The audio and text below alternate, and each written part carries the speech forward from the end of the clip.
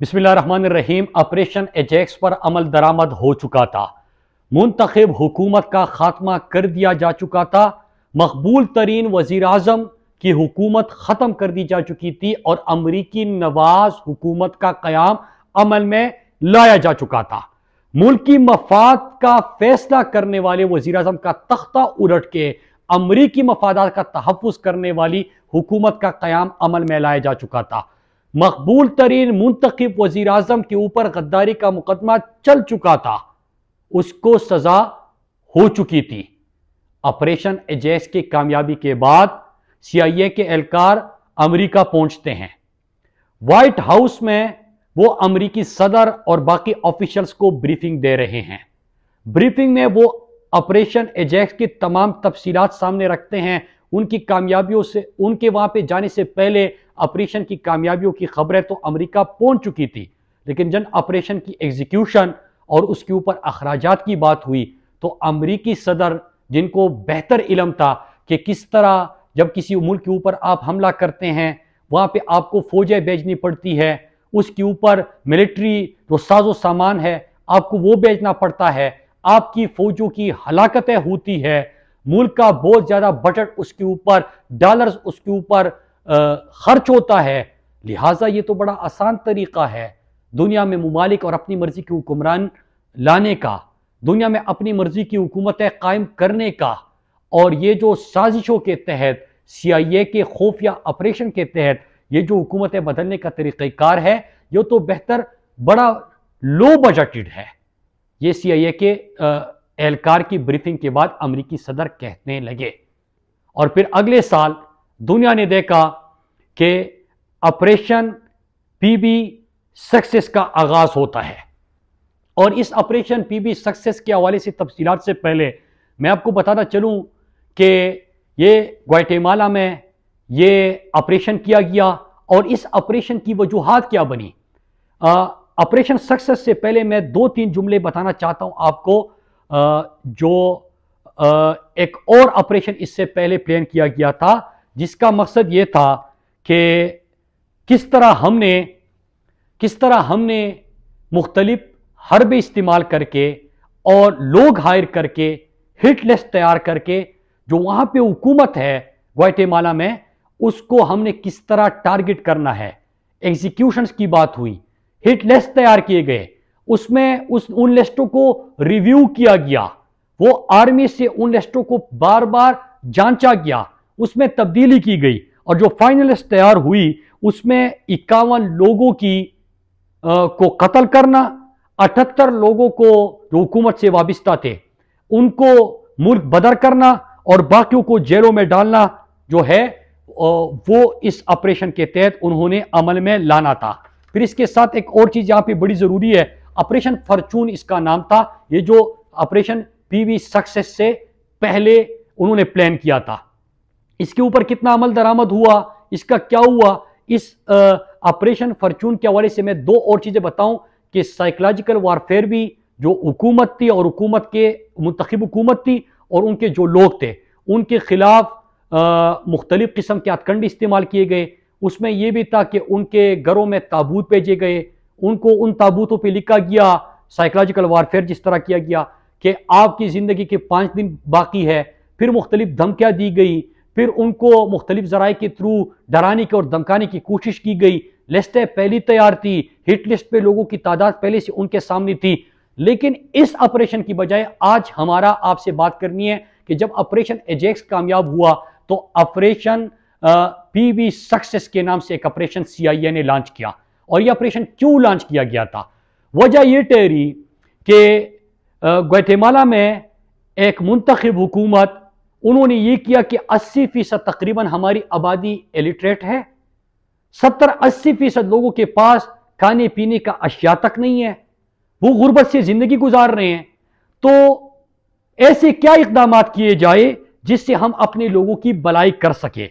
लिहाजा उन्होंने ये किया कि एग्रेरियन रिफॉर्म बिल वो लेके आए और उन्होंने रिफॉर्म किया, क्योंकि वहां पे जरखेज जमीन थी, वहां पे फल वगैरह हो सकते थे, लोगों को उससे फायदा हो सकता था। कोई और इंडस्ट्री तो वहां पे थी नहीं, लिहाजा यही वाहिद जरिया था कि लोगों की जिंदगी बदली जाए। और इस मुंतखब सदर ने फैसला किया अपने लोगों के हक में।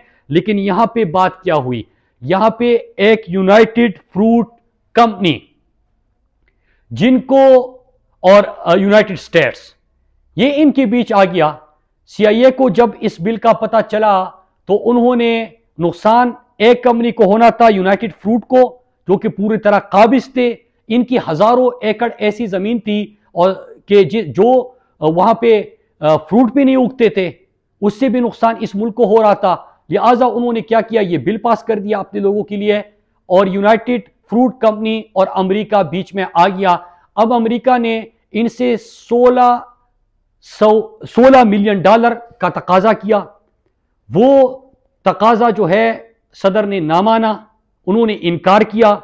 लिहाजा CIA ने ऑपरेशन का आगाज किया। लेकिन ऑपरेशन से पहले, इसकी मनसूबबंदी से पहले, सदर अमेरिका को यह तमाम बात बता दी जाती है और दो नुकात उनके सामने पेश किए जाते हैं कि सर जंग जब उरूज पर थी और जो सोवियत यूनियन की तरफ इनका झुकाव है, ये कम्युनिस्ट है। इसका कम्युनिस्ट, जिस तरह मैंने आपको ईरान की मिसाल दी थी, यहां पे भी कहा गया कि ये कम्युनिस्ट है, सोवियत यूनियन की तरफ इनका झुकाव है। लिहाजा ये अमेरिका के लिए और खुसूसन जो मगरबी दुनिया है वहां पे अमेरिका के लिए ये खतरा इस तरह बन सकता है कि लोग इनको स्टेशन बना के बाकी दुनिया में भी जो कम्युनिस्ट सपोर्टर्स है उनको इनसे फायदा मिल सकता है। लिहाजा एक ये बात की गई।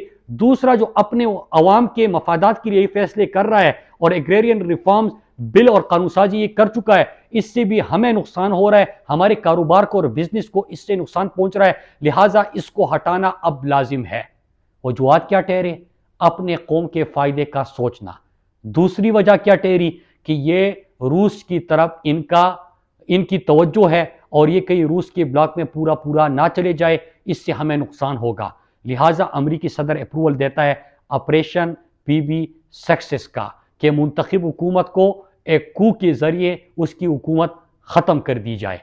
और फिर वही होता है कि वहाँ पे कू होता है, मुंतखब हुकूमत को हटाया जाता है और पहले उससे वही तरतीब होता है जिस तरह आपने बाकी देखा था कि पहले ऑपरेशन जो मैंने आपके सामने जिक्र किया था फॉर्चून, वो प्लान होता है। उसमें इन मुंतखब नुमाइंदों को कत्ल करना, वज़ीर-ए-आज़म को और उनकी टीम के लोगों को कत्ल करना, उनके सपोर्टर को कत्ल करना, कुछ को मुल्क बदर करना और फिर उसके बाद जेलों में डालना।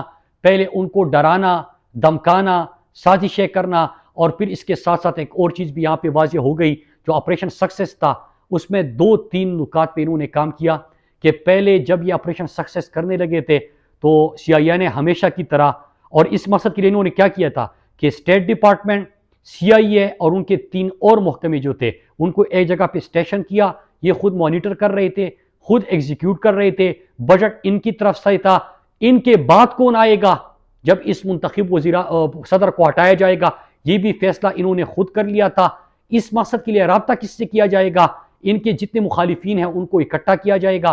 लेकिन चूंकि ये पॉपुलर है तो उससे भी काम नहीं चलेगा। लिहाजा साइकोलॉजिकल वारफेयर का भी इस्तेमाल किया गया, लोगों को डराने धमकाने का भी इस्तेमाल किया गया, मुल्क बदर करने का, यहाँ तक कि असला भी मांगा गया कि इनके खिलाफ किस तरह इसको इस्तेमाल करेंगे। ये तमाम हरबे और चीज़ें भी इस्तेमाल की। मैंने आज आपको ये ग्वाटेमाला की मिसाल क्यों दी? वो मैंने सिर्फ इसलिए दी कि लोग यहाँ पे पूछते हैं, और क्योंकि मेरा मकसद आना है, मैंने पाकिस्तान की रिजीम चेंज ऑपरेशन के ऊपर कल भी मैंने आपको मिसालें दी थी, परसों भी दी थी, लेकिन मैं आपको इसलिए ये कह रहा हूं कि अगर एक छोटा सा मुल्क जहां पे सिर्फ और सिर्फ एग्रेरियन रिफॉर्म्स के बिल पे, जिससे इनके चंद मिलियन डॉलर का नुकसान हो रहा है और उनको लग रहा है कि ये भी रूस की तरफ चले जाएंगे, इस खदशे पे अगर वो हुकूमतें बदलने का फैसला करते हैं तो एक छोटा मुल्क था, तो पाकिस्तान जैसा मुल्क उनके लिए कितना इंपॉर्टेंट है, इस रीजन में उनके कितने इंटरेस्ट है, माजी में वो यहाँ पे क्या कुछ कर चुके हैं, हमने अल्टीमेटली उसके ऊपर जाना है। आज ऑपरेशन सक्सेस की बात हुई, कल मैं आपको सामने CIA का एक और ऑपरेशन का जिक्र करूंगा और उसमें मैं आपको बताऊंगा कि किस तरह अमेरिका अपनी मर्जी की हुकूमतें बदलता है। इन दो चीजों से तो आपको दो बातें वाज़ेह हो गई। अगर हम ईरान के जो ऑपरेशन रिजीम चेंज था उसका जिक्र करें, उसमें मीडिया को खरीदा गया, उनके उम्मीदवारों को खरीदा गया, इलेक्टेड प्राइम मिनिस्टर के उम्मीदवारों को खरीदा गया। फिर इसके साथ साथ आर्मी में अपने बंदे उन्होंने ढूंढे, मुल्लाओं को खरीदा गया।